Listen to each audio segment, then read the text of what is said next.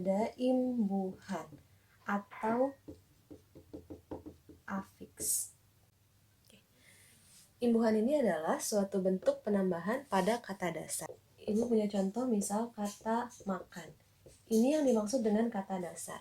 Ketika makan ini ditambahi oleh imbuhan, maka bisa jadi makan. Nah, sampai sini pasti kalian paham. Oh, ternyata ini adalah bentuk dari kata imbuhan. Nah, imbuhan ini dibagi menjadi 4 bagian. Yang pertama ada prefiks atau awalan, yang kedua ada sufiks atau akhiran, yang ketiga ada konfiks awal dan akhir, yang keempat ada infiks atau sisifan. Oke, sekarang kita mulai dari prefiks terlebih dahulu atau imbuhan yang letaknya ada di awal kata dasar. Misal ibu kasih kata dasar makan.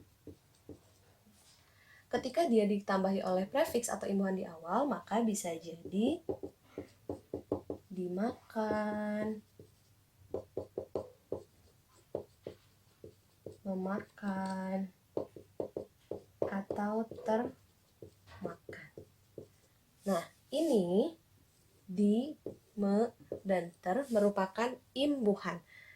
Dilanjutkan ke imbuhan yang kedua, ada sufiks. Nah, sufiks ini merupakan imbuhan yang letaknya ada di belakang kata dasar. Kita ambil contoh lagi seperti tadi. Masih tetap kata dasarnya menggunakan kata makan. Nah, makan ini ketika kita tambahi imbuhan di akhir, maka bisa jadi makanan. Nah, berarti an ini merupakan imbuhan sufiks atau imbuhan yang ada di akhir kata dasar. Nah, ini contoh lain dari sufiks atau imbuhan yang berada di akhir. Salah satunya ada sudah, ditambah akhiran i menjadi sudahi, tinggal ditambah akhiran kan menjadi tinggalkan, lalu ada makan ditambah akhiran an menjadi makanan.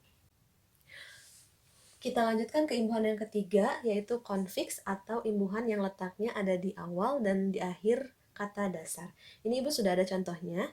Pertama ada dimakani. Kalau kalian lihat di sini, ini kata dasarnya masih tetap sama, tadi makan. Nah, imbuhannya mana? Imbuhannya ada di awal dan di akhir, yaitu ada di dan i.